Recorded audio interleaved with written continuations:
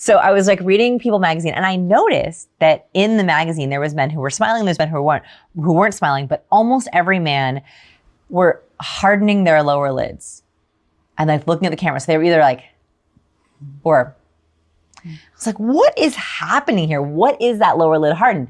And I looked it up, and when we harden our lower lids, it helps us see details. So for example, if I were to say, hey, Lisa, can you see that spot on the wall? If you look far away, you actually harden your lower lids because you try to see, what does that say? It's like a form of squinting. Like squint, yeah. Yeah, exactly. So when we do that, we're blocking light into our eyes so we can see more detail. When we're trying to take in as much as possible, we widen our eyes. So it's a very simple biological response. Yeah. So we like men who are looking at us so closely, they're trying to see every detail.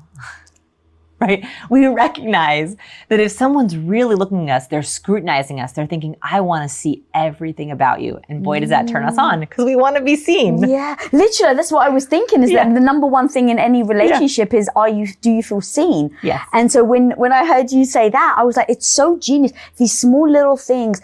And it feels almost a little sultry as well. Like there is some like, hello. I know, of course. Like well, bedroom eyes. The bedroom eyes, yeah. Right? Like it's close. And actually, yeah, Tom, in photos of him, I would always pull the ones where he's like looking, like squinting. He's like, you always like the bad boy look. I never understood what he meant. But that's why. It wasn't necessarily the bad boy look. It was the, I'm looking at you. Okay, let's break this down even more. So hardened lower lid, details, scrutinizing, looking closely. Hooded lid, so you've been doing actually both. So if we harden our lower lids, we're trying to look more closely. But if I hood my eyes too. And hood your eyes means what? Hooding your eyes is close to our O face. Marilyn Monroe, right? She was always hooded. In fact, her very famous picture, she's usually like this.